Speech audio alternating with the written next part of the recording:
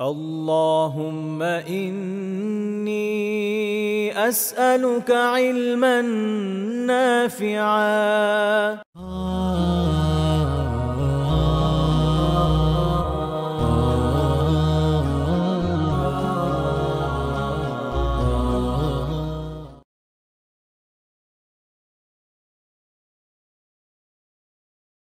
إن الحمد لله نحمده ونستعينه ونصلي على رسوله الكريم وعلى آله وصحبه أجمعين أما بعد আমরা আহ, রমাদানের ছুটির আগে আলোচনা করছিলাম, হয়তো আপনাদের খেয়াল আছে, রিয়া এবং সুমআ নিয়ে দুইটা বিষয়। যারা হয়তো অনেকে ভুলে গিয়ে থাকবেন, যেহেতু অনেকদিন পরে আমরা আবার আলোচনা করছি, এই জন্য একটু মনে করি দেওয়া যেতে পারে। সেটা হচ্ছে যে আমরা কবিরা গুনাহ আলোচনা করতে গিয়ে এই মুহূর্তে যে কবিরা গুনাহটা নিয়ে আলোচনা করছি, এটা মূলত আমরা যে নামে চিনি, এটা হচ্ছে রিয়া, প্রদর্শন করা, আত্মপ্রদর্শন। অর্থাৎ কেউ যখন তার কোনো আমলকে ইখলাসের সাথে, অর্থাৎ আল্লাহ তাআলার জন্য না করে, দেখা যায় যে বান্দাদের প্রশংসা পাওয়ার জন্য, বাহবা পাওয়ার জন্য, লোক দেখানোর জন্য একটা কাজ করে, এটা হচ্ছে রিয়া। এটার সাথে আরেকটা বিষয় রিলেটেড, সেটা হচ্ছে সুমআ। এটা এমনিতে আহ, বাংলাতে মানুষ বলে কম, কিন্তু এটা প্রায়োগিক বাস্তবতা আছে। সেটা সুমআ মানে হচ্ছে, এটা হচ্ছে লোক শোনানো কাজ করতে পারি। অর্থাৎ একটা হচ্ছে কাজ দেখানো। মানুষ যখন কোনো নিয়ে এক আমল করে, সেই আমলটা সে চায় মানুষ এটা দেখে তার প্রশংসা করুক, তার মূল উদ্দেশ্য আল্লাহ তাআলার সন্তুষ্টি থাকে না, তখন এটা হচ্ছে রিয়া। আর এটার সাথে রিলেটেড হচ্ছে সুমআ, অর্থাৎ লোক শোনানো কাজ। এমন কোনো কথা, কাজ, এমন ধরনের কোনো কথা সে বললো বা কিছু শ্রবণগত কোনো আমল হতে পারে, যেটা তার উদ্দেশ্য হচ্ছে যে মানুষ এটা শুনে তার প্রশংসা করুক। যেমন ধরেন, কেউ আল্লাহ তাআলার সন্তুষ্টির জন্য সুললিত কণ্ঠে তার তিলের সাথে তেলাওয়াত করে। আবার আরেকজন মানুষের বাহবা পাওয়ার জন্য আহ একদম সঙ্গীত চর্চা করে কোরআনের তিলাওয়াত রেকর্ড করে হয়তো ছাড়ছে লাইক পাওয়ার জন্য, মানুষের কাছে ইউটিউবে বা অন্যান্য মাধ্যমে বেশি বেশি ছড়িয়ে আর্ন করার জন্য, এটা তার চিন্তা থাকে। বা কেউ আল্লাহ তাআলার সন্তুষ্টির জন্য দাওয়া হচ্ছে। এর বিপরীত হচ্ছে কেউ এই জন্য ওয়াজ করে যেন এর মাধ্যমে আহ, মা- মানুষ সন্তুষ্ট হয়ে যায়, মানুষকে খুশি করতে পারে, মানুষের প্রশংসা পায়। তো সেই জন্য এক তো হচ্ছে যে তার যে বাহ্যিক অ্যাটায়ার, এটা সে এক ধরনের আকর্ষণীয় করার চেষ্টা করে, যাতে মানুষ দেখে খুশি হয়ে যায়, খুব সুন্দর দেখতে। আরেকটা হচ্ছে যে উনি খুব স্টাইলিশ, আবার ওনার উপস্থাপনা খুবই সুন্দর। এবং আরেকটা হলো এই যে উনি নিজের যে কণ্ঠস্বর, নিজের যে বাচনভঙ্গি, এটার পরিবর্তনের সর্বাত্মক চেষ্টা এই জন্য করেন যেন বাদিরতার দাম থাকে এবং মানুষের কাছে সহজে পৌঁছাতে পারে। সহজে পৌঁছানোর উদ্দেশ্য হয়ে দাওয়া না। মনে রাখবেন যে এই দুইটা বিষয়, যে গুড লুকিং হওয়া, সুন্দর হওয়া, সুন্দরভাবে কথা বলা, এটার যদি উদ্দেশ্য এটা হয় যে এর এর ফলে সমাজের একটা শ্রেণী সহজে কবুল করবে এবং মানুষের কাছে দিনের দাওয়াটাকে সুন্দর করে পৌঁছে দেওয়া হবে, তাহলে এতে কোনো সমস্যা নেই। অর্থাৎ এটা আত্মিক বিষয়, কার অন্তরে কি আছে এটা তোমরা বাইরে থেকে বলতে পারবো না। আমরা সিনারিও আলোচনা করছি, এটা মনে রাখতে হবে। জেনারেলাইজেশনের প্রয়োজন নাই, স্পেসিফিকলি কারো উপরে আরোপ করার প্রয়োজন নেই। আমরা যদি শুধু কি করব, বিষয়টা বোঝার চেষ্টা করব। তো একটা হচ্ছে যে আল্লাহ তাআলার সন্তুষ্টির জন্য দিনকে পৌঁছে দিবে। এই জন্য যেন আপনারা জানেন যে মানুষ অনেক ধরনের হয়। যারা একদম গ্রাম্য ধরনের মানুষ, তারা আমার আপনার বাংলা হয়তো বুঝবেও না, এটাই বাস্তবতা। কারণ মানুষ বিভিন্ন ধরনের। তো তাদের কাছে যাওয়ার মতো কিছু মানুষ থাকে। আবার যারা শহুরে শিক্ষিত সম্প্রদায়ে থাকে, তারা আবার সেই সব ব্যক্তিদের ওয়াজ পছন্দ করে না, তাদের দরকার লিখছে। তো তাদের জন্য হয়তো কেউ আলাদাভাবে একটু আকর্ষণীয় ভাবে উপস্থাপন করলেন নিজেকে, সমস্যা নেই। উদ্দেশ্য হচ্ছে এটা যেন আল্লাহ তাআলার সন্তুষ্টি উনি লাভ করতে পারেন। কারণ উনি চান হচ্ছে কোরআন সুন্নাহর যে দিন, যে ইলম, এটা মানুষের কাছে পৌঁছে দিতে। আবার আমি একটু আগে যেমন বলছিলাম, দেখা যাবে যে গ্রাম্য ধরনের মানুষ, তাদের কাছে কথা একভাবে বললে তারা ভালো বোঝেন, সুর করে বললে বোঝেন, ওটার বলার কিছু বাচনভঙ্গি আছে, সেটা হলে তারা পছন্দ করেন। এর বিপরীতে শহুরে শিক্ষিত সম্প্রদায়, তারা ভাই পছন্দ করেন না, তারা পছন্দ করেন তাদের ভাষায় কথাটা। সেভাবে যখন কেউ চেষ্টা করছে এই জন্য যে যেন দাওয়াটা ফলপ্রসূ হয়, সমস্যা নেই। কারণ তার মূল উদ্দেশ্য আল্লাহ তাআলার সন্তুষ্টি। এর বিপরীত হলো এখানে রিয়া এখানে আসছে, তো যখন কেউ এর জন্য গুড লুকিং হওয়ার চেষ্টা করে যে মার্কেটে দাম ভালো হবে, প্রাইস ভালো পাওয়া যাবে, মাহফিলে বেশি টাকা নেওয়া যাবে, ক্যারিয়ার তৈরি হয়ে যাবে, এবং আরেক দিক দিয়ে হচ্ছে তার উদ্দেশ্য হচ্ছে এই জন্য সে তার বাচনভঙ্গিকে সুন্দর করছে, হয়তো আয়নার সামনে দাঁড়িয়ে দাঁড়িয়ে প্র্যাকটিস করছে, অমুক তমুকের বক্তব্য তাকে অনুসরণ করছে। মূল উদ্দেশ্য হচ্ছে এটা যেন ওই আগের কথায় বাজারে তার কাটতি ভালো হয়, অর্থাৎ আল্লাহ তাআলার সন্তুষ্ট, দাওয়াকে ছড়িয়ে দেওয়া। মূল উদ্দেশ্য হচ্ছে এটা তার একটা ক্যারিয়ার বিল্ড আপ করা। তখন এই জায়গাটাতে রিয়া এবং সুন্নাত একই আমল। রিয়া এই জন্য খুব ভয়ানক বিষয়, আমি আগে আলোচনা করেছেন। অত্যন্ত ভয়ানক বিষয় এই জন্য যে আহ একই আমল যেটা যদি ভিতরে অন্তরে ইখলাস থাকে তা আল্লাহ তাআলার সন্তুষ্টির জন্য হয়ে যাচ্ছে। আর যদি ইখলাসের জায়গায় বান্দার পছন্দ, বান্দার সন্তুষ্টি, মানুষের পছন্দের উপর আগ্রহ থাকে যে মানুষ যেন পছন্দ করে, মানুষকে যেন সন্তুষ্ট করতে পারি, এটা যখন হয়ে যায় তখনই বিষয়টা রিয়া এবং সুমায়ার দিকে চলে যায়। তো এই জন্য বিষয়টা খুবই ক্ষতিকর এবং খুবই সতর্কতার বিষয়। আমি পরে ইনশাআল্লাহ এই বিষয়ে আলোচনা করবো যে সালাফরা এই বিষয়ে কি বলেছেন। এটা নিয়ে যখন আমরা আলোচনা করবো তখন দেখবেন যে এই বিষয়টা নিয়ে সালাফরা কত সতর্ক করে গিয়েছে। তো যাই হোক, আমরা এই ভূমিকা হিসেবে আলোচনা করলাম, যেহেতু বেশ অনেকদিন পরে আমরা আবার এটা রিজিউম করছি, তার আগের আলোচনাকে ভুলে গিয়ে থাকবে না। তো তাহলে আমরা রিয়া সম্পর্কে বুঝলাম, সময় সম্পর্কে বুঝলাম। তো এই বিষয়ে আমরা এর আগে আলহামদুলিল্লাহ গতদিন শেষ দর্শে আমরা 5টা আয়াত আলোচনা করছি এবং এটা তাফসীরে আলোচনা করার চেষ্টা করেছি আল্লাহ তাআলার বাড়িতে। তো আজকে আমরা এই বিষয়ে হাদিস থেকে আলোচনা শুরু করব। কিছু হাদিস আছে যেটা একদম রিয়া সম্পর্কে সরাসরি আলোচনা করেছে, কিছু হাদিস আছে ইঙ্গিত দিয়েছে। আমরা দুই ধরনের হাদিসই দেখার চেষ্টা করবো ইনশাআল্লাহ তাআলা। আমি এর আগেও বলেছি যে আসলে দিনের জন্য যা প্রয়োজনীয় আলহামদুলিল্লাহ কোরআন, সুন্নাহ এবং সালাফের বাণীর ভিতরে তাতে এত চমৎকার কথাবার্তা আছে যেটা পরবর্তী যুগের মানুষদের থেকে আল্লাহ তাআলার মাধ্যমে আমাদেরকে বেনিয়াজ করে দিয়েছে। অর্থাৎ কেউ যদি আলহামদুলিল্লাহ খুব ভালো মতো কোরআন বুঝে, তাফসীর সহ মুফাসসিরিনদের যে ব্যাখ্যা বিশ্লেষণ এগুলো সহ পড়ে, হাদিসগুলো পড়ে, তার ব্যাখ্যা প্রাচীন আলিমদের থেকে পড়ে, এবং সালাফের যে আকওয়াল তারা যে এই বিষয়গুলো নিয়ে যা বলেছেন এগুলো ভালো মতো মনোযোগ দিয়ে পড়ে, তাহলে আলহামদুলিল্লাহ সে তার জীবনের পথে পেয়ে যাবে। তো আমি বরাবরই প্রত্যেকটা বিষয় আলোচনা করার জন্য চেষ্টা করি। এই 3টা বিষয় আপনারা একটু খেয়াল করবেন যে আমার স্ট্যান্ডার্ড এটা, আমি বরাবরই 3টা বিষয় সামনে রাখার চেষ্টা করি। তো আমরা এবারও আয়াত আলোচনা করেছি আলহামদুলিল্লাহ, এখন একটা হাদিস থেকে আমরা দেখব। সহিহ বুখারীর ৬,৪৯৯ নম্বর হাদিস, রাসূলুল্লাহ সাল্লাল্লাহু আলাইহি ওয়াসাল্লাম বলেছেন, মান সাম্মাআ সাম্মাআ আল্লাহু বিহি ওয়া মান ইউরাই ওয়া মান ইউরাইল্লাহু বিহি। এটার মানে হলো এই, যে মুলা আলী কারি রাহিমাহুল্লাহ বলছেন, অর্থাৎ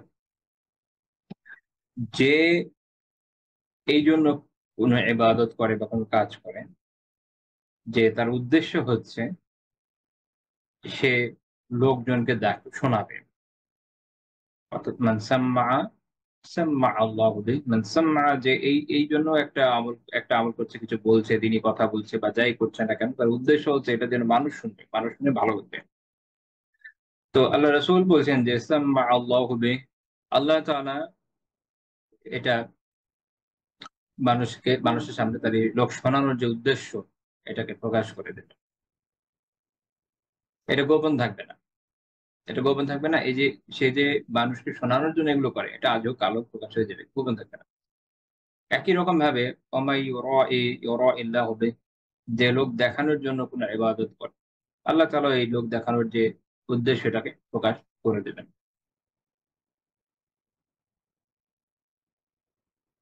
এবং কোন আলিম এভাবে বলেছেন যে অর্থাৎ ইউজহিরু সারিরাতুহু আলা রুউসিল খালাইক, সকল সৃষ্টির সামনে তার এই যে গোপন বিষয়টা প্রকাশ হয়ে যাবে।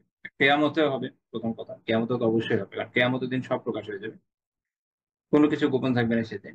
আর দুনিয়াতেও মানুষের সামনে কোনো না কোনো ফর্মে এটা আসলে প্রকাশ পেয়েই যায়। অর্থাৎ কেউ মনে করতে পারে যে আমার অন্তরে আমি এমন ভাবে কাজ করব যেন মানুষ সন্তুষ্ট হয়ে যায়, মানুষ দেখানোর জন্য করবো, কিন্তু আমার অন্তরের খবর তো আল্লাহ ছাড়া কেউ জানে না। তো এইজন্য অনেকে এরকম মনে করে যে আচ্ছা তাহলে আমি তো নিরাপদ আছি। তো বিষয়টা আসলে এমন না। এই হাদিস এই বিষয়ে ধমকি দিচ্ছে যে আখিরাতে বিষয়টা আল্লাহ তো প্রকাশ করে দিবেন, কিন্তু দুনিয়াতে প্রকাশ করে দিবেন। কারণ এখানে এমন কোনো কায়েদ নাই যে থেকে বুঝা যায় যে না দুনিয়াতে হবে না, দুনিয়াতে হবে। এবং এটা অনেক আলিমই এই বিষয়টা নিয়ে আলোচনা করেছে যে আল্লাহ তাআলা এটা প্রকাশ করে দিবেন যে সে আসলে এই কাজটা মুরাইয়া, অর্থাৎ রিয়া হিসাবে মানুষকে দেখানোর জন্য, যেটা আল্লাহ তাআলা মানুষের সামনে প্রকাশ করে দিবেন। এই জন্য দেখবেন যে যাদের মধ্যে ইখলাস আছে, আলহামদুলিল্লাহ ওইটা মানুষের কাছে আসলে থাকে। মানুষ বোঝে, মানুষ অনুভব করে। অন্যদিকে যাদের মধ্যে এই ইখলাস নাই, যাদের মধ্যে রিয়া থাকে, সেটাও মানুষ কোন না কোন ফর্মে বোঝে। এটা সত্য যে আপনার মনে হবে যে আচ্ছা একই মানুষ হয়তো আপনার মনে হচ্ছে যে না তার এই কাজটা সঠিক হচ্ছে না, এটা রিয়া মনে হচ্ছে। আর আরেকজনের কাছে এরকম মনে হচ্ছে না, আরেকজনের মনে হচ্ছে না উনি খুব ইখলাসের সাথে কাজ করছেন। এর একটা কারণ, অনেক কারণ হতে পারে। একটা হচ্ছে দেখেন, আসলে কে রিয়ার সাথে করছে কি করছে না এটা আল্লাহ ছাড়া তো কেউ জানে না। ইয়াকিনী ভাবে দৃঢ় প্রত্যয়ের সাথে আমরা বলতে পারি না। আমরা কিছু লক্ষণ থেকে বুঝি। তো প্রত্যেকেই যে লক্ষণ থেকে যে জিনিসটা বুঝি, সেটা থেকে আমরা নিজেরা সতর্ক হয়ে যেতে পারি। তো আল্লাহ তাআলা যারা মুমিন, যারা মুত্তাকি, তাদেরকে এই বিষয়টা অনেকটা বুঝিয়ে দেন। আলহামদুলিল্লাহ মানুষ বুঝে যায় অনেক ক্ষেত্রে এবং এই ধরনের লোকদের থেকে হয়তো দূরে থাকে। এরপর কিছু মানুষ হয়তো তাদের আশেপাশে যাবে। এর একটা কারণ হতে পারে যে হয়তো তাদের তাকওয়ার কমতি থাকে, অথবা তাদের ফিরাসত দুর্বল হয়, অথবা তারা নিজেরাই আসলে পরীক্ষিত হতে যাচ্ছে। কারণ আল্লাহ তাআলা তো বান্দাকে যেভাবে পরীক্ষা নেন, তো তারা এদের আশেপাশে। বাট যাদেরকে আল্লাহ তাআলা অন্তর্দৃষ্টি দিয়েছেন, যাদের ঈমানের দৌলত আছে, তারা তাদের যে ফিরাসত, তাদের যে অন্তর্দৃষ্টি এটা দিয়ে আলহামদুলিল্লাহ অনেক ক্ষেত্রে এই বিষয়টা বুঝেন এবং অনুধাবন করেন এবং এই বিষয়গুলো থেকে তখন দেখবেন যে দূরে থাকার চেষ্টা করেন। এবং অবশ্যই এ ধরনের লোক খুব বেশি হয় না। এটা মনে রাখা খুব জরুরি। অধিকাংশ মানুষ এই ট্রেন্ড এর তালে নাচে। এটা কিন্তু বাস্তব। এটা এই জেনারেল ক্ষেত্রেও যা, দিনী ক্ষেত্রেও তাই। আপনি দেখবেন যে মানুষ ট্রেন্ডি জিনিস পছন্দ করে। যেকোনো বিষয় যখন ট্রেন্ড হয় মানুষ সেটা, এখন তো সোশ্যাল মিডিয়া আছে। যখন এগুলো ছিল না তখনও এক ধরনের ট্রেন্ডিং সিস্টেম ছিল। অর্থাৎ যিনি খুব প্রসিদ্ধ হয়ে যাচ্ছেন, তিনি কোন বিষয়ে ওয়াইজ হিসেবে বা যেকোনো বিষয়ে মানুষ তার পিছনে দৌড়াচ্ছে। তো তার কোনো ইলমি অবদান থাক বা না থাকে এটা কিন্তু মাথায় রাখছে না। কিন্তু এটা মনে রাখবেন যে ইখলাস আছে কিনা এটা আল্লাহ ছাড়া কেউ আসলে তো জানে না। এই কারণে দেখবেন যে বিভিন্ন যুগে এমন অনেক মানুষ হয়তো এসেছেন যারা ওই সময় খুব প্রভাবশালী হয়েছে। কিন্তু একসময় কিন্তু হারিয়ে গেছে। আমি বলছি না যে তাদের সবারই ইখলাস নাই। থাকতেও পারে, নাও থাকতে পারে। এটা আল্লাহ ছাড়া কেউ জানে না। বাট যেসব যেসব আলেমরা মুখলেস ছিলেন তাদের যুগ ধরে মানুষকে উপকৃত করে গেছেন। এখন পর্যন্ত করছে এবং আগামীতেও করে যাবে। কারণ আপনি যদি দেখেন ইসলামের ইতিহাসে আলেমের তো অভাব হয়নি। অনেক আলেম এসেছেন। কিন্তু আ উম্মাহ উম্মাহ তাদের নাম মনে রেখেছে এবং তাদের কাজ দ্বারা সবসময় উপকৃত হয়ে যাচ্ছে আলহামদুলিল্লাহ। যাদেরকে আল্লাহ তাআলা কবুল করেছেন। কবুল করার পিছনে অবশ্যই ইখলাস একটা বড় কারণ। নয়তো তারা এভাবে কবুল করতেন না। আবার দেখা গেছে যে কারো নাফা, কারো উপকার এরকম যে আলহামদুলিল্লাহ এটা শুধু ইলমি লেভেলের মধ্যে সীমাবদ্ধ থাকে নাই। সাধারণ মানুষ এদের উপকৃত। অনেক বড় আলিম আছেন যাদের কাজ খুবই উচ্চ দরের কিন্তু এরকম মানের যেটা সাধারণ মানুষ দ্বারা আসলে উপকৃত হয় না। এমন অনেক আলিম আছে আপনি নিজেরাই জানেন। এটা উল্লেখের প্রয়োজন নাই। কিন্তু এখন এমন অনেক আলিম আছেন যাদের কাজ এই মানের হয়েছে যে আলহামদুলিল্লাহ একদম সাধারণ মানুষ তাদের দ্বারা অনেক উপকৃত হয়েছেন, হচ্ছেন, হবেন ইনশাআল্লাহ তাআলা। কখনো এ থেকে তারা মানে এমন হয় না যে একদম বিচ্ছিন্ন থাকছেন। উদাহরণ হিসেবে দেখেন কথায় শেখুল ইসলাম ইবনে তাইমিয়া রাহিমাহুল্লাহ তাআলা, ইবনে কাইয়্যিম রাহিমাহুল্লাহ তাআলা। উনাদের যে আমলগুলো, উনাদের কাজগুলা যদি চিন্তা করেন, তারা কিছুতে এমন যেটা আসলে অনেক উচ্চমানের। তারপর আলিমরা এবং খুব ভালো আলিম ছাড়া ওটা দ্বারা উপকৃত হওয়া, এর বাইরে ওনারা উপকৃত হতে পারেন না। কারণ ওটা বুঝতেও একটা লেভেলের নলেজ থাকে। অন্যদিকে আল্লাহ তাআলার মেহেরবানিতে কিছু কাজ উনাদের এরকম যে ডে টু ডে লাইফ এ প্রায় আমরা প্রত্যেকেই সেগুলো দ্বারা উপকৃত হই। আমি বলছি না কিন্তু আমার যে কাউকে এক্সক্লুড করে দিচ্ছি না যে অমুকের নাই। না। আলহামদুলিল্লাহ সবারই যেসব বড় আলিমদেরকে আল্লাহ তাআলা তৌফিক দিয়েছেন দিনের জন্য কাজ করা। আশা করি সবারই ইখলাস ছিল। আ সেটাই আমরা আশা করি। এবং আল্লাহ তাআলা সবার প্রতি রহম করুন, সবার ভুলটি মাফ করুন। আমি বুঝাতে চাচ্ছি যে কারোটা আল্লাহ তাআলা এভাবে অনেক বেশি আ আ উপকারী বানান, মানুষের কাছে পৌঁছে দেন। মূল কথা হচ্ছে এখানে যে আ আমি যেটা আলোচনা থেকে এখানে আসছিলাম সেটা হলো যে কেউ রিয়া করবে এবং মনে করবে যে না এটা মানুষ জানবে না, বুঝবে না বিষয়টা এরকম না। এটা যার বুঝার বুঝেই যায়, যারা জেনেই যায়। হ্যাঁ, এটা ঠিক যে অন্ততকে দেখছি না কাজেই কেউ ইয়াকিনী ভাবে বলতে পারি না। কিন্তু আল্লাহ তাআলা প্রকাশ করে দেন। মানুষের সামনে এটা থাকে আসলে। এটা একদম যে গোপন হয়ে যায় এটা এমন না। কাজে এখান থেকে আমাদের শিক্ষা নিতে হবে যে আমরা যেন এটা মনে রাখি যে আমাদের অন্তর আর কেউ বুঝুক না বুঝুক আল্লাহ তাআলা বুঝেন। এই প্রসঙ্গে একটা মজার কথা মনে পড়ল। মজার এবং প্যাথেটিক। মজার এইজন্য বিষয়টা আসলে খুব অদ্ভুত এবং প্যাথেটিক এইজন্য যেটা হওয়া উচিত ছিল না। সেটা হচ্ছে আমরা অনেক সময় মনে করি যে আলহামদুলিল্লাহ আমরা তো আল্লাহর রহমতে আকীদা নিয়ে অনেক কথা বলে ফেলছি। কিন্তু আকীদা যে আসলে কত গুরুত্বপূর্ণ। যেমন আল্লাহ তাআলা আস-সামি', তিনি আল-বাসীর, তিনি সর্বশ্রোতা, তিনি সর্বদ্রষ্টা এবং সর্বদায়ী, সাময়িক সর্বদায়ী। বান্দার অন্তরে কোন কথা উদিত যেটা হয়, যেটা হবে সবই আল্লাহ তাআলা চান। কিছুদিন আগে আমার এক বন্ধুর সাথে আমার কলেজ লাইফে তার সাথে কথা হচ্ছিল। আর সে আমার কাছ থেকে ১ম এই কথা শুনল। সুবহানাল্লাহ!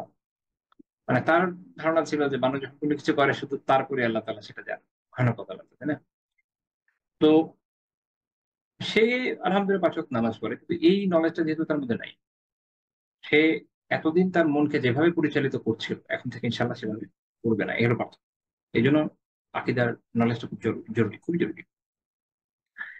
তো এই প্রসঙ্গটা আমার মনে পড়লো এটা বোঝানোর জন্য যে দেখেন, আমরা এমন যেন মনে করে না বসি, যেটা আমার সে বন্ধু বলেছে। আমাদের অন্তরে কি চলছে না চলছে আল্লাহ তাআলা জানেন। আমাদের সতর্ক হতে হবে। আমরা যেন আমাদের আমলগুলো শুধুমাত্র আল্লাহ তাআলার সন্তুষ্টির জন্য, নেক আমল, দিনী আমল। কোনোভাবে যেন এটা লোক দেখানোর কোনো প্রয়াস না হয়। আল্লাহ তাআলা তৌফিক দেন।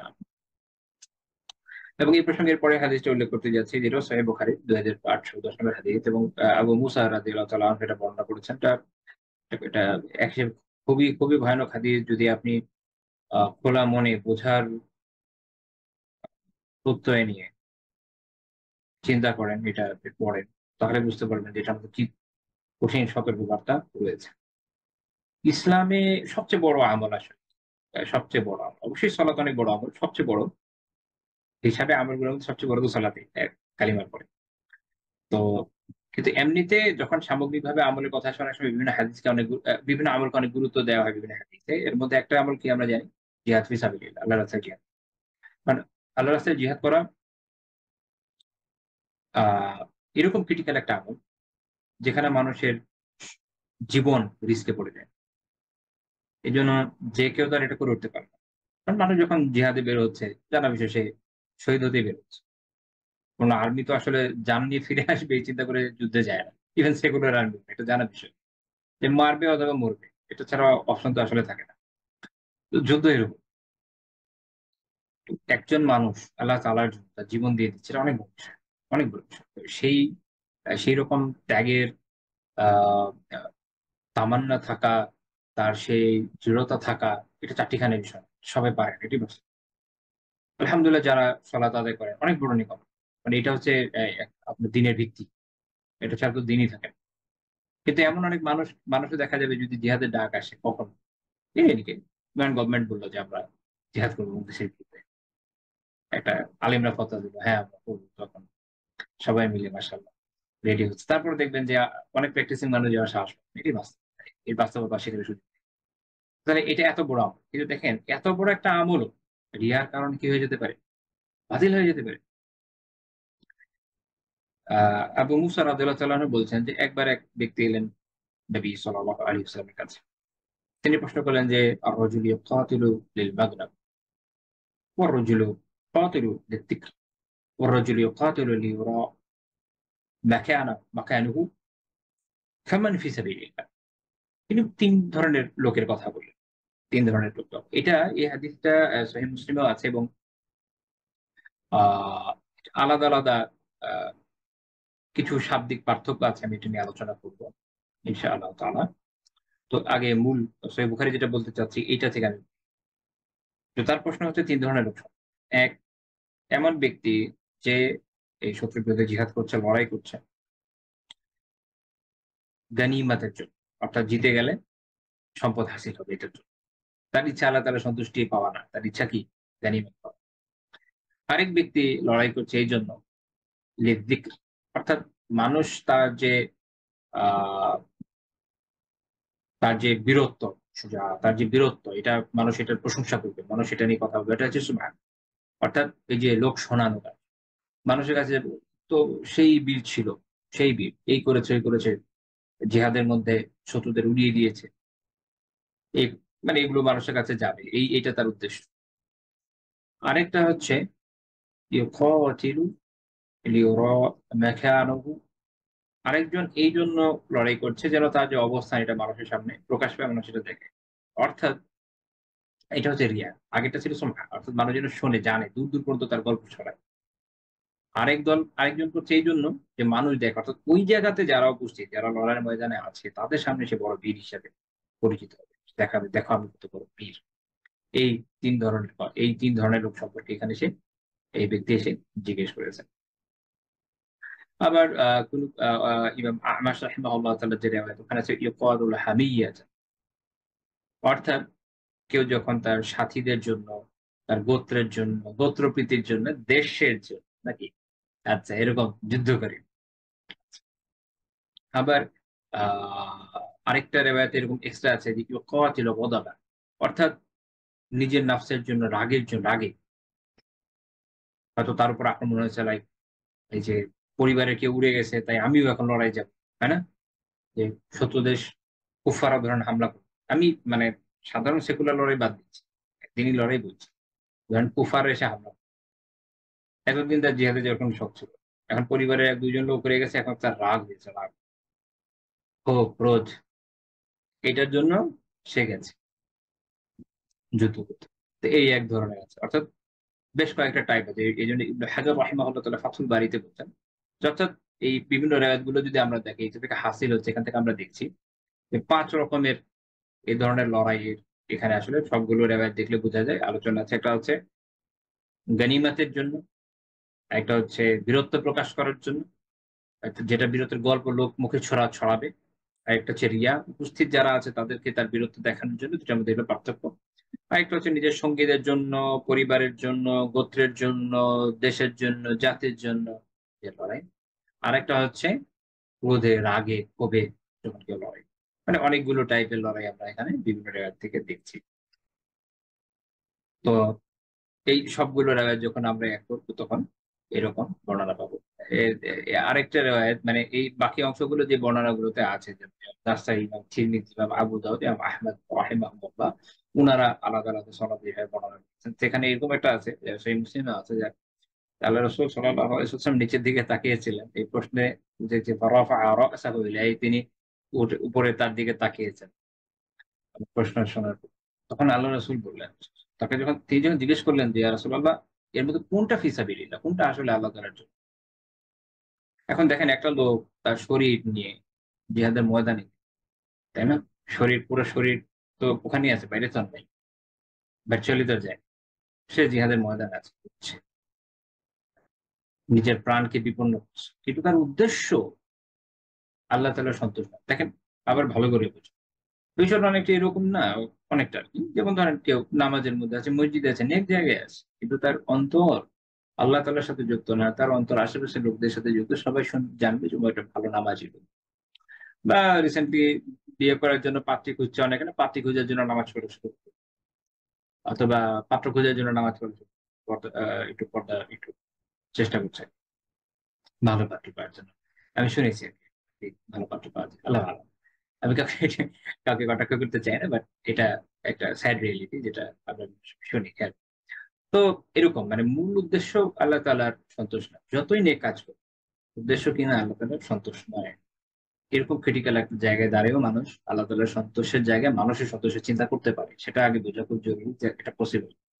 তখন আল্লাহ রাসূল কি বললেন যে মান কাতালা লিতাকুনা কালিমাতুল্লাহি হিয়াল উলিয়া ফাহুয়া ফি সাবিলিল্লাহ, যে এই জন্য যুদ্ধ করে, এই জন্য যুদ্ধ করে যে আল্লাহ তাআলার কালিমা বলতে, আল্লাহ তাআলার কালিমা সুউচ্চ থাকে, অর্থাৎ ইসলাম কুফফারদের উপর প্রভাব বিস্তার করবে, কুফফাররা হেরে যাবে এবং সেখানে আল্লাহর কালিমা সুউচ্চ থাকবে, দিন কায়েম হবে, কুফফারদের ভূমি বিজয়ী হবে, এবং কুফফারদের ভূমি বিজয় করা হবে, এবং সেখানে ইসলামী হুকুমত কায়েম করা হবে জিহাদের মাধ্যমে, লড়াইয়ের মাধ্যমে। এটা যার উদ্দেশ্য, ফাহুয়া ফি সাবিলিল্লাহ, সেই একমাত্র আল্লাহ তাআলার রাস্তায় যুদ্ধ করছে, আল্লাহ তাআলার রাস্তায় জিহাদ করছে।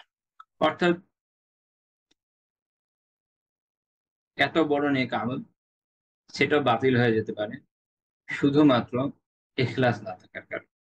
আর এটা খুবই জরুরি যেন ইখলাস থাকে। আর ইখলাস এটা রিয়ার বিপরীত, কারণ ইখলাস থাকলে কখনো রিয়া থাকতে পারে না।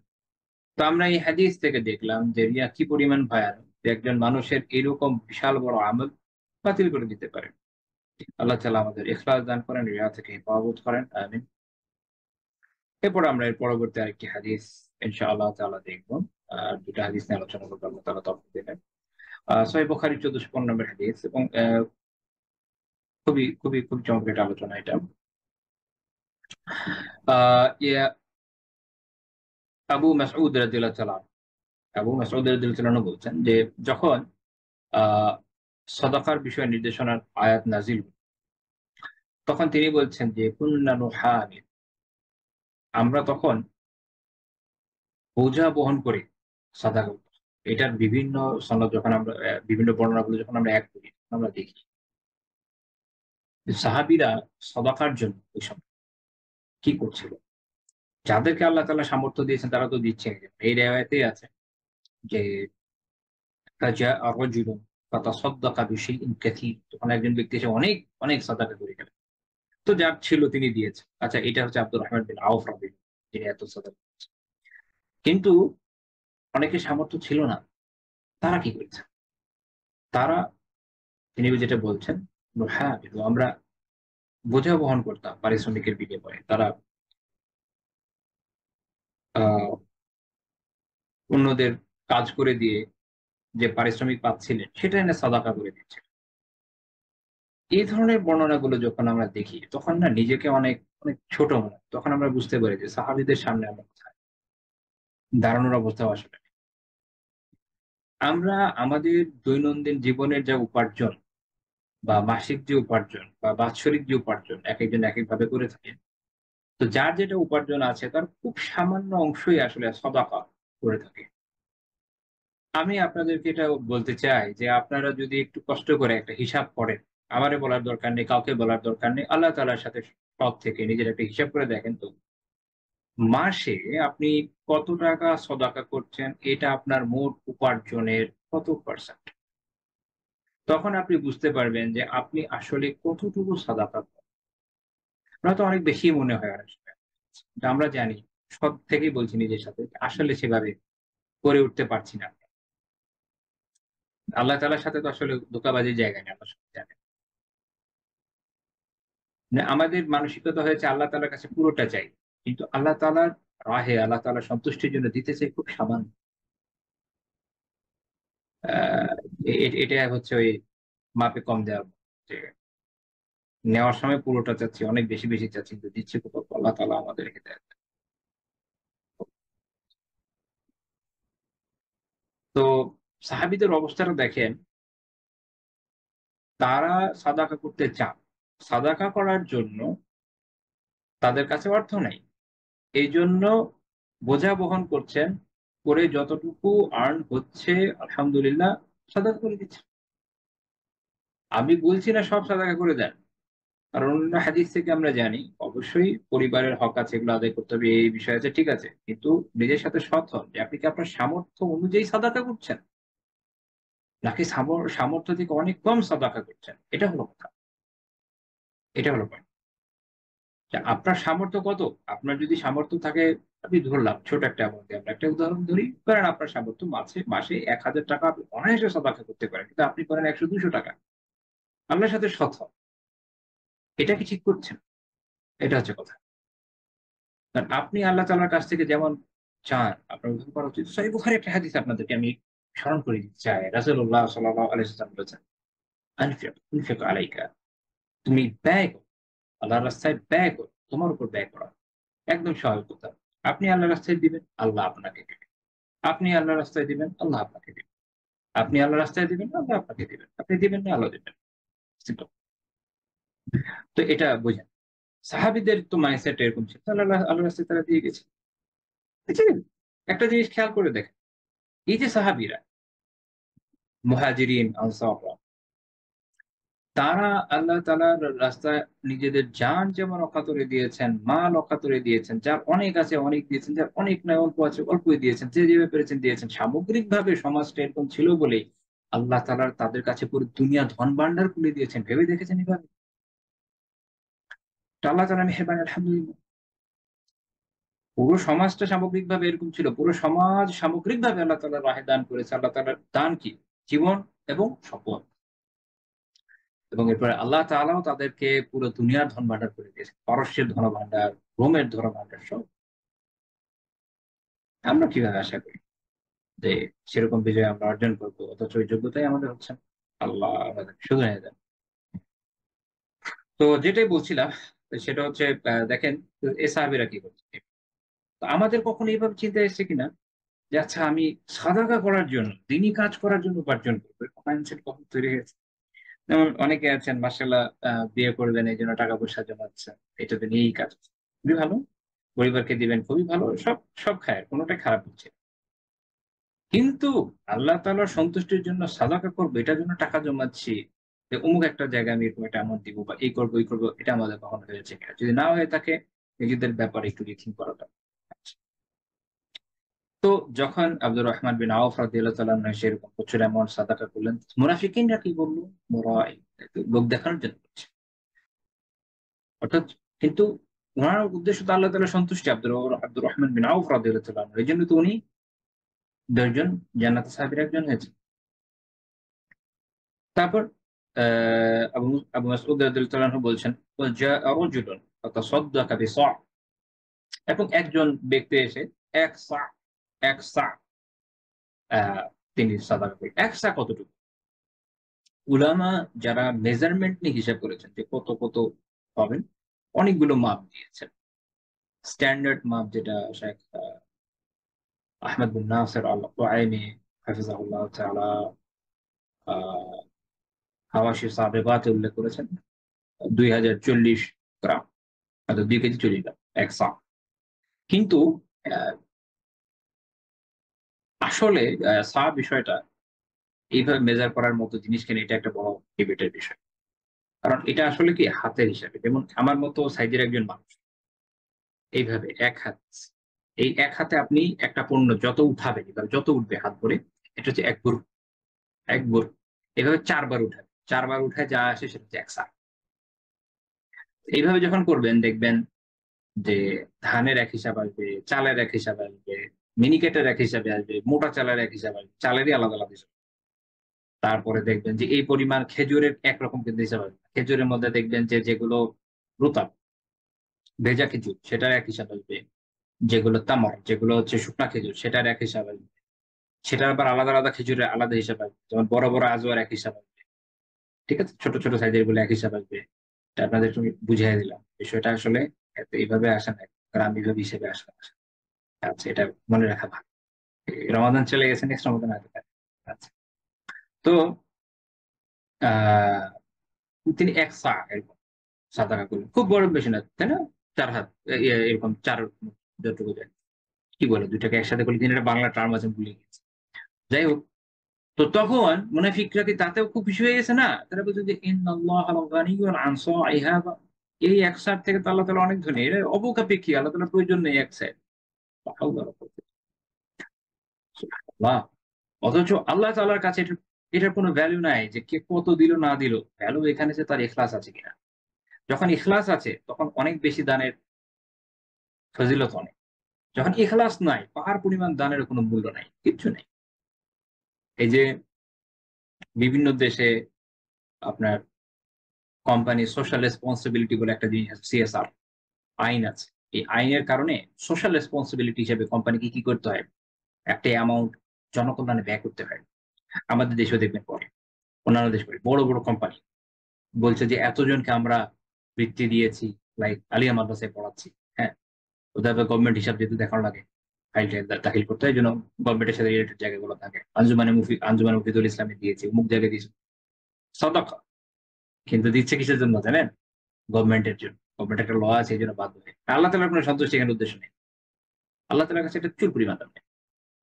অন্যদিকে আপনি হয়তো ৳২, ৳৫, ৳১০ সালাত ইখলাসের সাথে করেছেন। এর দাম ওই সম্পদের, ওই কোটি সম্পদ টাকার যে দাম, তার থেকে অনেক বেশি আল্লাহ তাআলার কাছে। কারণ এর মধ্যে ইখলাস আছে। ইখলাস জড়িত। তো মুনাফিকিনদের কাজ কি? দোষ ধরা। এজন্য এক রেওয়ায়াত আছে এরকম যে ইয়ালমিজুন, অর্থাৎ ইয়াইবুন, যে তারা দোষ ধরছিল। আচ্ছা, এই যে সাহাবী অনেক অল্প দিয়েছেন আবু আকিল রাদিয়াল্লাহু তাআলা। তো দেখেন, এজন্য আল্লাহ তাআলা বলছেন, আল্লাযীনা ইয়ালমিজুনা আল মুতাওয়িঈনা মিনাল মুমিনিন ফিস সাদাকাত ওয়াল্লাযীনা লা ইয়াজিদুনা ইল্লা জুহদাহুম। আল্লাহ তাআলা বলছেন, যারা মুমিনদের মধ্যে যারা তাদের নিজেদের শ্রম ব্যতীত সাদাকার আর কিছুই পাচ্ছে না, তাদেরকে যারা দোষারোপ করে। তাহলে এই যে মুমিনদের ছোট থেকে বড় যেকোনো কাজকে দোষারোপ করা, এটা মুমিনের বৈশিষ্ট্য না, এটা মুনাফিকিনের বৈশিষ্ট্য। মুমিন আল্লাহ তাআলার সন্তোষের জন্য নিজের সামর্থ্য মতো কাজ করবে। আরেক মুমিন তাদের বাহবা দিবে। আল্লাহর কাছে দোয়া করবে, তার জন্য খায়রের দোয়া করবে যে আল্লাহ তাকে ইখলাস দেন, তাকে বারাকা দেন, তাকে কল্যাণ দেন। মুনাফিক এসে দোষ ধরবে। আপনি বিশাল বড় কর্মযজ্ঞ করছেন, হয়তো সাধারণ মানুষকে, সাধারণ মুমিনদের এম্পাওয়ারমেন্ট এর জন্য, তাদের কষ্ট লাঘব করার জন্য এই করছে, ওই করছে, হ্যান ত্যান এই সেই দোষ ত্রুটি ধরা শুরু করে দিয়েছে। হ্যাঁ, যদি আসলে কোনো সিস্টেমেটিক কোনো সমস্যা থাকে ওটা দেখিয়ে দেয় এক বিষয়, কিন্তু টোন থেকে তো বুঝে যায় যে কে কেন কি করছে। এটা মুনাফিকদের বৈশিষ্ট্য। আরেকজন হয়তো কিছুই করতে পারছে না, সাধারণ আল্লাহর বান্দা ভাই, তার কোটি কোটি টাকা নাই। আমরা একটা ধরেন একটা একটা একটা একটা একটা টেস্ট কেস হিসেবে একটা কথা আমি জাস্ট বলছি। কারণ ওই যে ডিসক্লেইমার দিই যে মানে এমন না যে কারোর সাথে মিলে যেতে পারে। বাট মিলে যেতে পারে এটা আলাদা কথা। আমি কারোর সাথে মিলিয়ে বলতে চাচ্ছি এরকম না। মিলে যেতে পারে। আলাদা কথা। দুনিয়াতে মানে সিনারি অনেক সময় মিলে যায়। তো মনে করেন একটা লোক যার কোনো কাজ নাই, হয়তো জবলেস। তাও বেচারা অনেক কষ্ট করে চলছে, হয়তো ধার কর্জ করে। তো সে কি করছে? কিছুই করতে পারছে না। কিন্তু হ্যাঁ, তার মধ্যে দিনের চেতনা আছে, জজবা আছে। সে আল্লাহ তাআলার সন্তুষ্টির জন্য দাওয়া করছে। দাওয়া করছে। নাসিহা করছে মানুষকে। দিনের নাসিহা করছে। হয়তো কোনো জায়গায় কোনো খারাপ জিনিস পাচ্ছে, যেটা সে দেখছে দিনীভাবে সঠিকটা সে ধরিয়ে দিচ্ছে, বা এটা সঠিক মনে করছে না দিনীভাবে। সে ভালো কাজ করছে।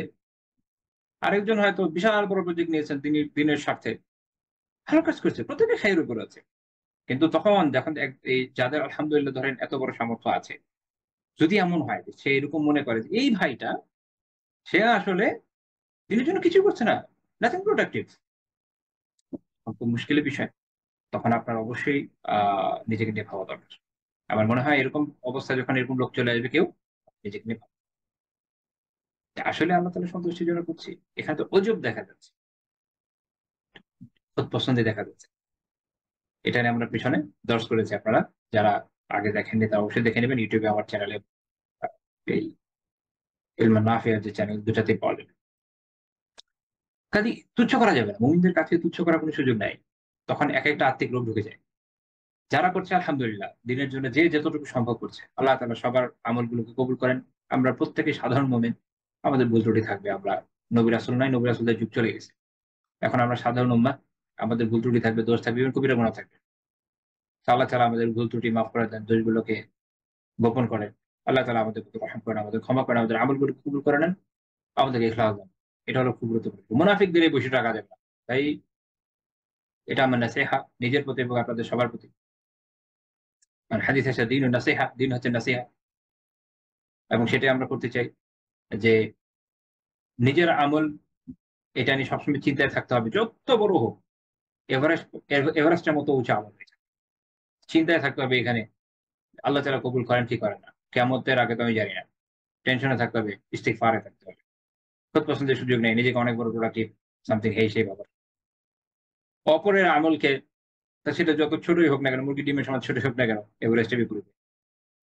বা তিতির পাখি ডিমই হলো, পিঁপড়াই হলো। ছোট করে দেখার কোনো সুযোগ নাই। কিন্তু যদি আল্লাহ তাআলা কবুল করেন, ওইটাই আমার তুলনায় অনেক বড় কিছু হয়ে যাবে। আর আমারটা কিছুই থাকবে না। তো এটা সবসময় আমাদের খেয়াল রাখতে হবে। যদি এটা আমরা খেয়াল রাখতে পারি, তাহলে ইনশাআল্লাহ তাআলা আমাদের মধ্যে ইখলাস থাকবে। তো এখান থেকে আমরা দেখলাম যে রিয়ার বিপরীতে ইখলাসের গুরুত্ব কত বেশি, কত বেশি। ইমাম বুখারী রাহিমাহুল্লাহ তাআলা এই হাদিসটা যে অধ্যায় এনেছেন, অধ্যায়ের নামটা হচ্ছে ইত্তাকুন নার ওয়ালাউ বিশিক্কি তামরা আল কালিল মিনাস সাদাকা। অধ্যায়টা হচ্ছে এই যে একটা হাদিসের একটা অংশ নিয়েছে। ইমাম বুখারী এখন কোন একটা হাদিসের একটা পার্ট নিয়ে এসে হাদিস অধ্যায় নাম করে যে জাহান্নাম থেকে বাঁচো যদি এক টুকরা খেজুর দিয়েও হয়। এক টুকরা খেজুর দিয়েও হয়। ওয়াল কালিল মিনাস সাদাকা, এবং অল্প সাদাকা। অর্থাৎ এটা এই অধ্যায়টার উদ্দেশ্য নিয়ে এটা বোঝানো যে তুমি যত অল্প সাদাকা দিয়েই হোক না কেন, আল্লাহর সন্তুষ্টির জন্য ইখলাসের সাথে যদি ব্যয় করো, এটা দিয়ে নিজেকে জাহান্নাম থেকে বাঁচাও। বেশি দিতে পারো না, সমস্যা নেই, অল্প হলেও দাও। এটা হচ্ছে এই অধ্যায় বোঝানো উদ্দেশ্য। এবং এই বিষয়ে বিভিন্ন রাওয়ায়াত জায়গায় পাই। যেমন আবু মাসউদ ইবনে মাসউদ রাদিয়াল্লাহু তাআলা আনহু থেকে একটা হাদিস ইমাম আহমদ রাহিমাহুল্লাহ তাআলা বর্ণনা করেছেন, যেটা ইমাম ইবনে হাজার রাহিমাহুল্লাহ তাআলা সনদকে সহিহ বলেছেন। হাদিসে এটা এভাবে আছে, লিয়াত্তাকি আহাদুকুম ওয়াজহাহুন নার ওয়ালাউ বিশিক্কি তামরা। তোমাদের কেউ যেন তার চেহারাকে নিজের চেহারাকে আগুন থেকে বাঁচায়, অর্থাৎ জাহান্নাম থেকে বাঁচায়, এক টুকরা খেজুর দিয়ে হোক না কেন। অর্থাৎ আপনার সামর্থ্য নাই যে আপনি বিশাল পরিমাণের দান করবেন। খেজুরের কথার সময় আসলে কথা হচ্ছে আরবদের স্টেপল ফুড ছিল খেজুর। ওরা খেজুর খেত যেমন আমরা ভাত খাই, চাল খাই। ব্রাজিলিয়ানরা কলা খায়। আর কোন কোন দেশে যেন আলু খায়। এক এক অঞ্চলে এক একটা। তো ওদের ছিল খেজুর মদিনাতে। তো এটা এবং এটা যেহেতু ওখানে ওই সময় আপনার ইয়ের ইকোনমি চলতো, বার্টার ইকোনমি চলতো, বিনিময় প্রথা ছিল। আরবদের আপনারা জানেন হয়তো যে তাদের টাকশাল ছিল। এমনকি বনু উমাইয়ার অনেক দিন পর্যন্ত মুসলিমদের টাকশাল ছিল। মুসলিমরা বেসিক্যালি রোমানদের মতো চালে। আর শুরুর দিকে আল্লাহ রাসূলের যুগে সাল্লাল্লাহু আলাইহি ওয়াসাল্লাম পারস্যিক এবং রোমান দুজনের মতো চালত।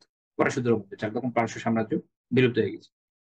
তো সেখানে খেজুর বাটার ইকোনমিতে খুব গুরুত্বপূর্ণ একটা অনুষঙ্গ। কারণ এটা একটা কমন ফুড।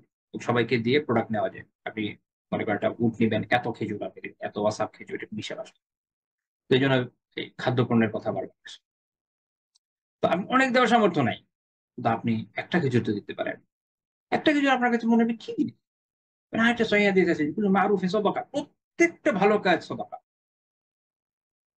আল্লাহ তাআলা যদি সব পছন্দ করেন, কবুল করেন না, কোন কিছুই ছোট না। এটার উদাহরণ হচ্ছে এই হাদিস। আপনি একটা নেক কাজ করেন, একটা ভালো কাজ করেন। আল্লাহ তাআলা কবুল করে নিলে আলহামদুলিল্লাহ। অনেক বড় বিষয়। ছোট তুচ্ছ মনে করবেন না। কোন গুনাহকে যেমন তুচ্ছ মনে করার সুযোগ নেই, কোন নেক আমলকে তুচ্ছ মনে করার সুযোগ নেই। যতটুকু সম্ভব করা উচিত। তো অনেক সাদাকা করার সামর্থ্য নেই তো কি হয়েছে? একটা কিছু তো দেওয়া যদি অল্প একটু দেওয়া যদি যতটুকু সম্ভব দাও। দিয়ে হলেও জাহান্নাম থেকে বাঁচো। দিতে থাকো। আল্লাহর সন্তুষ্টি অর্জনের চেষ্টা করো। এখানে আমাদের ইখলাস শিখাচ্ছে রাসূলুল্লাহ সাল্লাল্লাহু আলাইহি ওয়াসাল্লাম। ইখলাসের সাথে অল্প দান অনেক বড়। এই হাদিস আয়েশা রাদিয়াল্লাহু তাআলা আনহা আরেক ভাষায় বর্ণনা করেছেন যেটা হাসান সনদে এসেছে। সেটা হলো এই, আল্লাহ রাসূল বলছে, ইয়া আয়েশা, হে আয়েশা, ইসতাতরি মিনান নার ওয়ালাউ বিশাক্কি তামরা। আগুন থেকে নিজেকে আড়াল করে নাও। এক টুকরো খেজুর দিয়ে হলো, কিছু খেজুর দিয়ে হলো, সামান্য খেজুর দিয়ে হলো, একটা খেজুর দিয়ে হলো। অর্থাৎ আল্লাহ রাসূল এটা বিভিন্ন সাহাবীকে বলেছেন। এই বর্ণনায় ফুযালা বিন উবাইদ রাদিয়াল্লাহু তাআলা আনহু থেকেও আছে। ইমাম তাবরানী রাহিমাহুল্লাহ তাআলা উল্লেখ করেছেন। ওখানে আছে যে ইজআলু বাইনাকুম ওয়া বাইনান নারি হিজাবা। এটাই আবার আপনার বহুবচন আছে যে তোমরা, অর্থাৎ অনেকজনকে উদ্দেশ্য করে বলছেন যে তোমরা নিজেদের এবং আগুনের মধ্যে পর্দার ব্যবস্থা করে নাও। কি ওয়ালাউ বিশাক্কি তামরা, এই কিছু খেজুর দিয়ে, কিছু অংশ খেজুর দিয়েও হলেও। অর্থাৎ আল্লাহ রাসূল এটা বারবার বলেছেন, বারবার বলেছেন। এক তো এখান থেকে এটা বোঝা যায় যে সামান্য দানের কত ফাজিলত। আমরা যেন ছোট কোনো দানকে ছোট মনে রাখি। যতটুকু সম্ভব দেন। দিনে ৳১০, ৳২০, যার যেমন সম্ভব দেন। কিন্তু প্রতিদিন কিছু না কিছু দান করেন। আল্লাহ তাআলা আমাকেও তৌফিক দিন, আপনাদেরও তৌফিক দান। দ্বিতীয় হচ্ছে আ সাদাকা, ইসরাফ সাদাকা, এটার ফজিলত যে জাহান্নাম থেকে বাঁচার জন্য এটা খুব কার্যকর। এটা আমরা বলি। তৃতীয় হচ্ছে এখানে ইখলাসের গুরুত্ব বোঝা যাচ্ছে। ইখলাসের সাথে অল্প দান, অল্প আমলও যে অনেক গুরুত্বপূর্ণ এটা। চতুর্থ হচ্ছে এর বিপরীত রিয়া থেকে বাঁচার প্রেরণা পাওয়া যাচ্ছে না। রিয়া থেকে বাঁচার জন্য। তো এই হাদিসগুলো অনুযায়ী ইমাম বুখারী এই অধ্যায়ের নাম করেছেন। তো আজকে আমাদের এই বিষয়ে সর্বশেষ যে আলোচ্য হাদিস সেটা ইমাম আহমদ রাহিমাহুল্লাহ তার মুসনাদে উল্লেখ করেছেন ২৩,৬৩০ নম্বর হাদিস। মাহমুদ বিন লাবিদ রাদিয়াল্লাহু তাআলা আনহু বলছেন যে রাসূলুল্লাহ সাল্লাল্লাহু আলাইহি ওয়াসাল্লাম বলছেন যে ইন্না আখওয়াফা মা আখাফু আলাইকুম আশ-শিরক আল-আসগর। এই বর্ণনায় অর্থাৎ মা আখাফু আলাইকুম, ইন্না আখওয়াফা মা আখাফু আলাইকুম, অর্থাৎ তোমাদের জন্য আমি যা ভয় করি তার মধ্যে সবচেয়ে যে বিষয়টাকে ভয় করি। এই এইভাবে এই ধরনের বাক্যাংশের অনেকগুলো হাদিস আছে। ইমাম আহমদের মুসনাদে অনেকগুলো রেওয়ায়াত আছে। প্রত্যেকটাতে আল্লাহ রাসূল আলাদা, আলাদা কিছু গুনার কথা বলেছেন যে প্রত্যেকটা অত্যন্ত ভয়ানক। এটার মধ্যে কোনটা সনদ দাঈফ, বাট সহিহ সনদে আছে। তো এটা এজন্যই ভাই তিনি বলেছেন যে এগুলো খুবই ভয়ানক বিষয়। খুবই ভয়ানক বিষয়। মানে এগুলো মানুষের কাছে খুব কমন হয়ে যায়। তো সেটা কি? তিনি বলছেন আশ-শিরকুল আসগর, ছোট শিরক। একটা হচ্ছে বড়, একটা হচ্ছে ছোট। আমরা এটা নিয়ে আগে সাহাবীরা তারা ১ম এটা শুনছেন। ওনারা জিজ্ঞেস করছেন, ওমা শিরকুল আসগর? ইয়া রাসূলুল্লাহ, ইয়া রাসূল, শিরকুল আসগর কি? ছোট শিরক কি জিনিস? রাসূল বললেন রিয়া। তাহলে রিয়া হলো ছোট শিরক। কারণ যেটা বড় শিরক সেটাতে ব্যক্তির উদ্দেশ্য সরাসরি বিভিন্ন ডিইটি, বিভিন্ন মূর্তি, আল্লাহ ব্যতীত অন্যান্য কিছু বিভিন্ন ধরনের তাগুত তাদের উদ্দেশ্য হয়। তাদের পূজা থাকে, উপাসনা থাকে। আমলের মাধ্যমে হতে পারে, কথার মাধ্যমে হতে পারে, বিশ্বাসের মাধ্যমে হতে পারে, বিভিন্নভাবে তারা এটা করে। আর যেটা ছোট শিরক, সে নিজেকে কাফের অভিষিক্ত মনে করছেন না এবং অ্যাকচুয়ালি সে ওই ধরনের কোনো ইবাদতেও যাচ্ছে না। সে কোনো কোন ধরনের তাগুতের পূজার মধ্যে সে নাই, তো কোন ধরনের তাগুতের উপাসনার মধ্যে সে নাই। সে বস্তুত আল্লাহর উপাসক, আল্লাহ তাআলার ইবাদত সে করে। এবং আমলটাও, আমলটা যে আমলটা সে করছে ওটা করছে আল্লাহ তাআলার জন্যই বাহ্যিকভাবে, বাহ্যিকভাবে। অভ্যন্তরীণভাবে সেটার উদ্দেশ্য মানুষের পাওয়া, মানুষকে শোনানো, মানুষকে দেখানো। বাহ্যিকভাবে এটা কি না, অন্য কারো যদি বাহ্যিকভাবে অন্য কোনো ডেইটির জন্য হয়ে যেত তাহলে ওটা শিরক আকবরের দিকে চলে যেত, বিভিন্ন ইস্যু। তো এজন্য রিয়া এক ধরনের শিরক, একটা কবিরা গুনাহ, এবং সেটা হচ্ছে কি ধরনের বিষয়, ছোট শিরকের জন্য এটাকে বলা হয়েছে। আল্লাহ রাসূল বলছেন সাল্লাল্লাহু আলাইহি ওয়াসাল্লাম, ইয়াকুলু আল্লাহু আযজা ওয়া জাল্লা লাহুম ইয়াওমাল কিয়ামাহ ইযা জুজিয়া নাসু বিআ'মালিহিম। কিয়ামতের দিন যখন মানুষকে তার আমলের জাযা প্রতিদান দেওয়া হবে, তখন আল্লাহ তাআলা তাকে কি বলবেন? আল্লাহ বলবেন যে ইযহাবু ইলাল্লাযীনা কুনতুম তুআউনা ফিদ দুনিয়া। দুনিয়াতে যাদেরকে দেখানোর জন্য এই আমল করেছো তাদের কাছে চলে যাও তোমরা।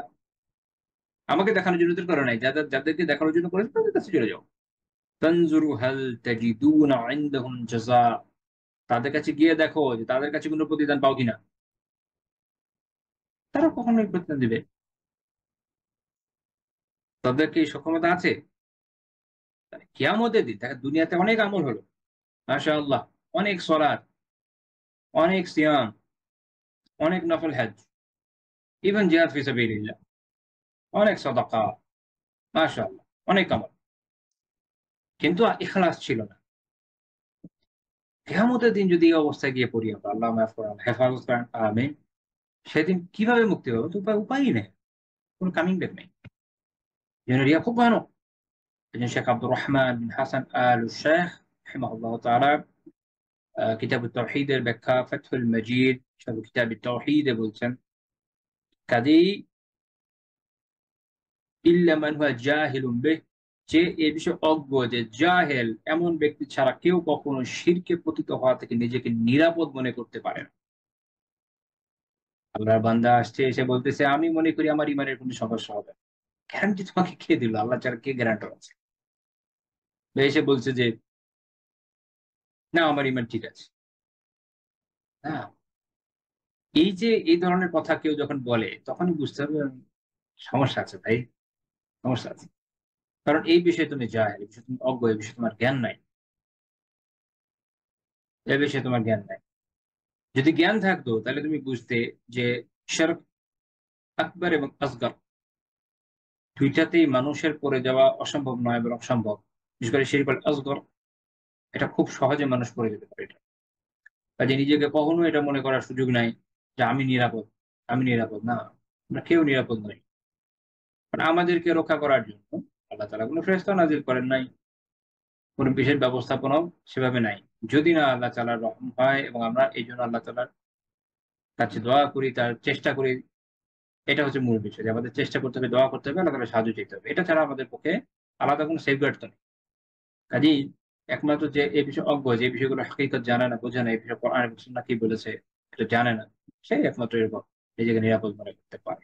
কাজে নিজেদের এরকম নিরাপদ মনে করার সুযোগ নেই, বরং ঈমান নিয়ে টেনশন থাকে, এটা সাহাবীদের বৈশিষ্ট্য। ওই টেনশন যদি থাকে তাহলে দেখবেন আপনি ইনশাআল্লাহ তাআলা আশা করা যায় ঈমান থাকবেন। কারণ আপনি এই বিষয় নিয়ে কনসার্ন, যে বিষয় নিয়ে কনসার্ন থাকে ওই বিষয়ে দেখবেন সে ভালো করে এবং আল্লাহ তাআলার সাহায্য আসবে। তো মনে করেন কেউ এক্সাম দিবে, তো বলছে না আমি তো পাস করে যাবো। তো তার কোনো পড়াশোনা নাই, কোনো প্রিপারেশন নেই। সো এই বিষয়ে সে জাহেল, সে অজ্ঞ। পরীক্ষার হলে কি সে পাস করবে? না, ফেল করবে। কিন্তু যদি আলহামদুলিল্লাহ আমি আগে থেকে জানি যে ভাই পরীক্ষা দিতে যাব, ইনশাআল্লাহ পাস করবো আশা করি। আবার ভয় আছে ফেল করার, তো আমি কি করবো? অনেক প্রিপারেশন নিব। যদি খুব ভালো প্রিপারেশন হয় ইনশাআল্লাহ আশাবাদী আমি অনেক ভালো করবো। বাট ভয়ও আছে কোনো সমস্যা হয়ে যাওয়ার, তাহলে কাছে দোয়া করি আল্লাহ সহজে আমাকে পাস করে দেন। এরকম মানুষ আল্লাহ তাআলা মেহরবানিতে ভালো করবে, আশা করে দেন। আর বিপরীত হলে বিপরীত। কাজেই এটা এইভাবে নিজেকে নিরাপদ মনে করার কোনো সুযোগ আসলে নাই। তো আমরা আজকের দাস থেকে বুঝলাম যে শিরক কি পরিমাণ, শিরকুল আসগার অর্থাৎ রিয়া কি পরিমাণ ভয়াবহ, এটা মানুষের জন্য কি পরিমাণ ক্ষতিকর। আল্লাহ তাআলা আমাদের রিয়া থেকে, সুমআ থেকে হেফাজত করেন। আল্লাহ তাআলা তৌফিক দেন আমরা যেন ইখলাসের সাথে আমাদের আমলগুলোকে করতে পারি, আল্লাহ তাআলার সন্তোষের জন্য আমলগুলো করতে পারি। আমাদের আমলগুলো কিয়ামতের দিন আমাদের পক্ষে থাকুক, আমাদের জন্য নাজাতের উসিলা হোক, আমাদের জন্য আমাদের পক্ষে সাক্ষ্য হোক, আমাদের বিপক্ষে না যাক, আমাদের আযাবের কারণ না হোক। আল্লাহ তাআলার কাছে আমরা দোয়া করি। আমিন। সুবহানাল্লাহি ওয়া বিহামদিহি লা ইলাহা ইল্লা আনতা আস্তাগফিরুকা ওয়া আতুবু ইলাইক।